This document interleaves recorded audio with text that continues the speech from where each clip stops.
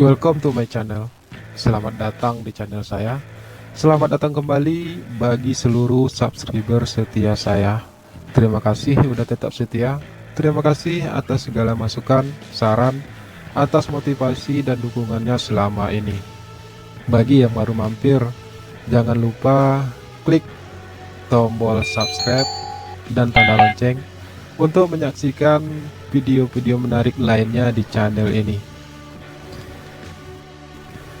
Buat semuanya, terima kasih udah mampir. Terima kasih juga udah subscribe, udah like, udah komen, and udah share. Sekali lagi terima kasih. Selamat menikmati dan semoga terhibur.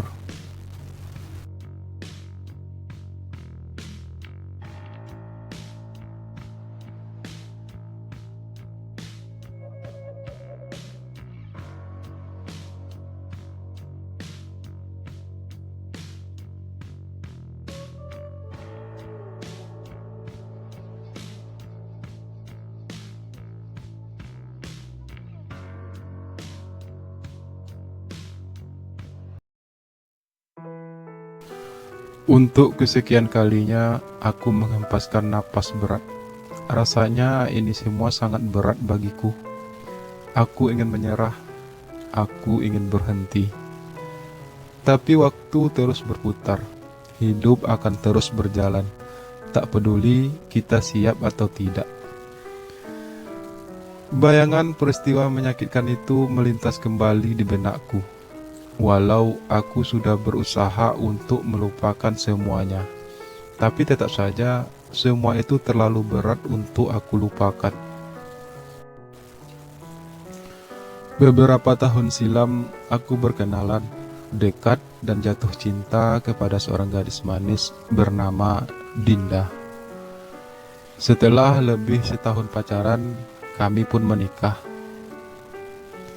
Dinda seorang guru, meski masih berstatus honorer, sedangkan aku sendiri bekerja di sebuah perusahaan swasta sebagai seorang karyawan biasa. Kehidupan kami secara ekonomi boleh dibilang cukup sederhana. Kami merasa bahagia meski kami masih tinggal di rumah kontrakan. Hingga anak pertama kami pun lahir, seorang anak laki-laki. Kebahagiaan kami pun semakin terasa lengkap. Hari-hari berlalu seperti biasa. Aku menjalankan kewajibanku sebagai seorang suami dan juga seorang ayah tentunya. Demikian juga Dinda. Sebagai seorang istri dan ibu, Dinda cukup perhatian dan penuh kasih sayang. Rumah tangga kami baik-baik saja. Tidak pernah ada masalah yang terlalu berarti. Kebutuhan biologis kami juga terpenuhi dengan baik. Tapi setelah hampir 4 tahun usia pernikahan kami, tiba-tiba sebuah peristiwa hebat menggoncang keutuhan rumah tangga kami. Tak pernah kusangka sebelumnya kalau ternyata Dinda telah mengkhianatiku. Ternyata diam-diam istriku sudah punya selingkuhan, seorang rekan kerja sesama gurunya. Dan yang lebih parah lagi, laki-laki selingkuhannya itu juga sudah punya istri dan anak. Aku tak sengaja memergoki mereka saat sedang berduaan di rumah. Peristiwa tersebut tentu saja mengguncang semuanya, terutama jiwaku sebagai seorang suami. Terlalu berat rasanya untuk menceritakan kembali peristiwa itu. Terlalu menyakitkan bagiku.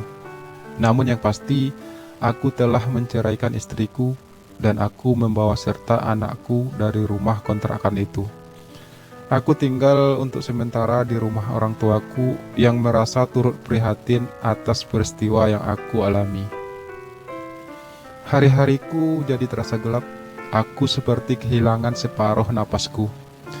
Biar bagaimanapun, aku sangat mencintai istriku. Namun perbuatannya sungguh sudah tidak bisa dimaafkan lagi. Karena frustasi, aku jadi sering menghabiskan malam-malamku dengan minum minuman keras bersama beberapa orang teman. Aku jadi sering masuk bar dan keluar dalam keadaan mabuk parah. Pernah pada suatu malam aku minum terlalu banyak hingga aku benar-benar mabuk dan tak sadarkan diri. Saat terbangun dan setengah sadar, aku sudah berada di dalam sebuah kamar hotel. Aku dalam keadaan setengah telanjang, dan di sampingku terbaring seorang pria masih muda. Pria itu juga dalam keadaan tanpa baju. Ia terlihat tertidur pulas. Aku coba berusaha mengingat peristiwa yang aku lalui malam itu. Terlintas kembali di pikiranku saat seseorang coba membawaku keluar dari bar, lalu membawaku masuk ke dalam sebuah mobil. Tak lama kemudian, orang itu membawaku masuk ke dalam sebuah gedung. Menurut perkiraanku, gedung itu adalah sebuah hotel.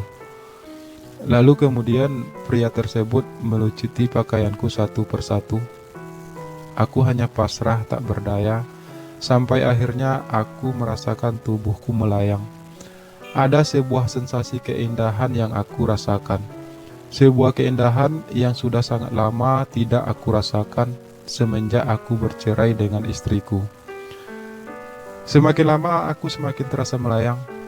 Pria itu terus berada di atasku dengan penuh senyuman. Aku merasakan keindahan itu sungguh luar biasa meski aku hanya terbaring pasrah.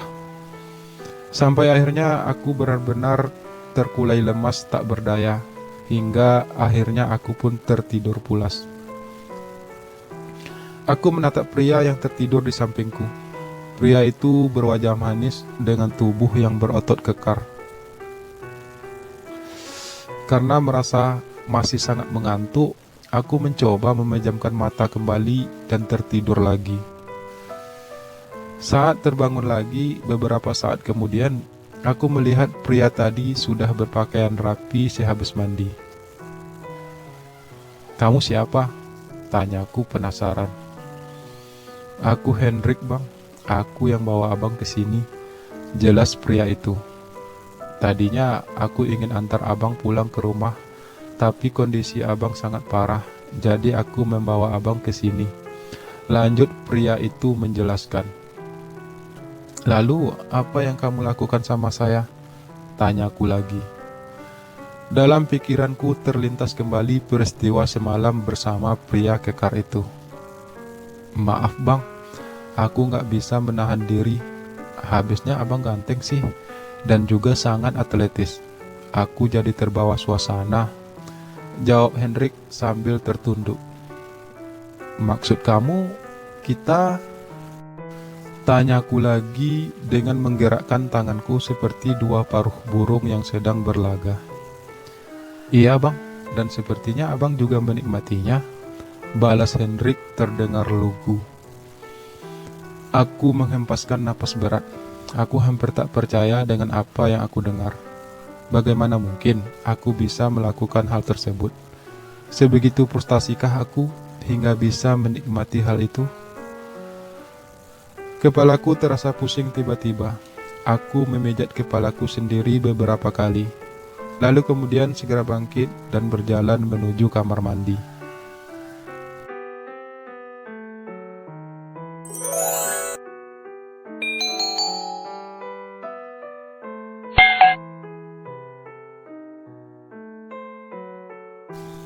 Hari-hari berikutnya, pikiranku justru dihantui oleh peristiwa manisku bersama Hendrik.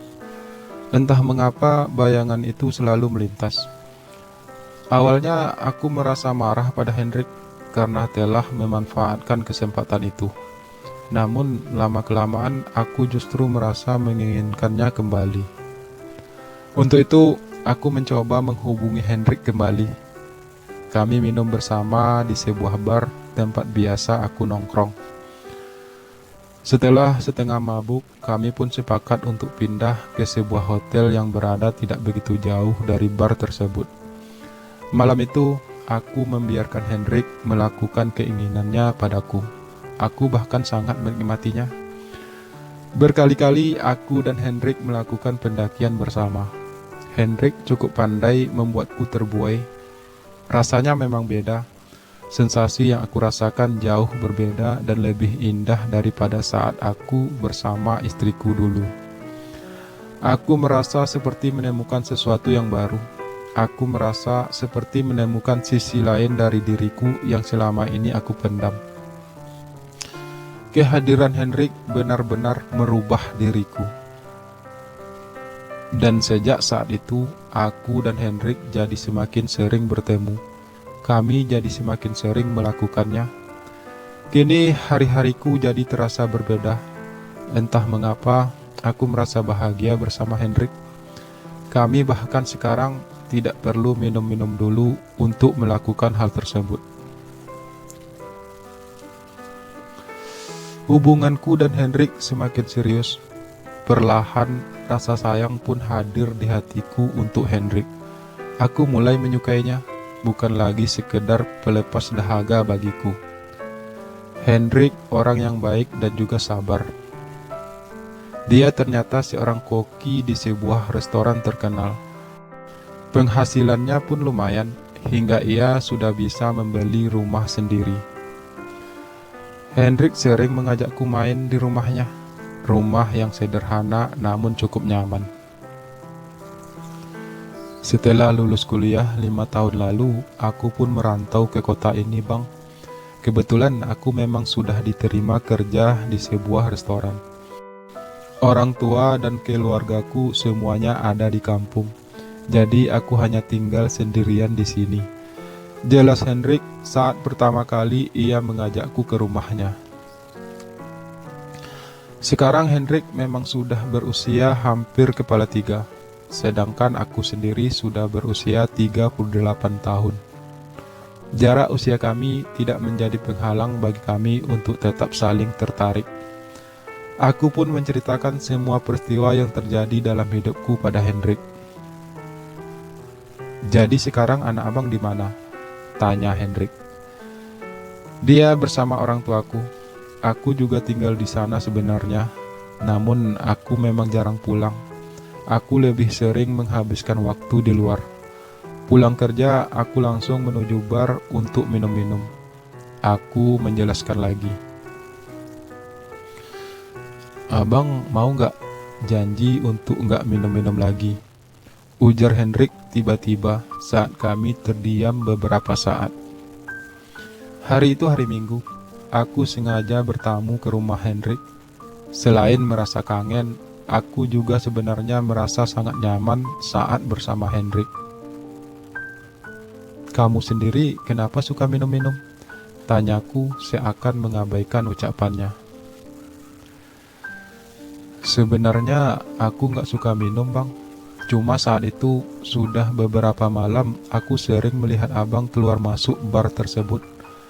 Restoran tempat aku bekerja tidak jauh dari situ. Jadi kalau pulang aku selalu lewat situ. Setiap malam aku melihat abang keluar dalam keadaan mabuk parah. Hingga suatu malam aku nekat masuk ke dalam dan melihat abang lagi minum sendirian. Aku yakin abang pasti sedang bermasalah, tapi aku tidak berani untuk mendekat. Hingga akhirnya abang pun tak sadarkan diri karena terlalu mabuk. Saat itulah aku menghampiri abang dan membawa abang keluar dari situ, hingga peristiwa di hotel itu terjadi," ucap Hendrik menjelaskan. "Tapi selanjutnya kamu juga ikut minum sama saya?" tanyaku lagi. "Iya, itu karena saya mencoba menghargai abang. Dan lagi pula, jujur ya bang, sejak peristiwa pertama kali kita di hotel itu, aku semakin tertarik pada abang. Jadi jika dengan minum-minum bersama abang bisa membuat kita menjadi dekat, aku pun menurutinya." Hendrik menarik napas sejenak. "Lagi pula, sehabis minum, aku juga akan mendapat jatah dari abang. Sesuatu yang sangat aku dambakan semenjak pertama kali kita melakukannya. Dan lama-kelamaan aku menjadi sayang sama abang," lanjut Hendrik kembali yang membuatku menjadi tak menentu. "Aku juga sayang sama kamu, Hen," ucapku tanpa sadar. Tapi aku merasa lega mengungkapkannya, karena memang itu yang aku rasakan saat ini. Aku ingin kita menjalin hubungan yang lebih serius, Bang. Tapi abang harus janji untuk tidak minum-minum lagi. Aku akan berusaha menjadi yang terbaik buat abang dan mengobati semua luka di hati abang. Ucapan Hendrik itu benar-benar membuatku tersanjung. Meski aku sadar, hubungan kami tidak akan mendapat restu dari siapapun. Tapi kami saling menyayangi dan hal itu tentu saja membuat kami bahagia. Tak penting orang lain setuju atau tidak.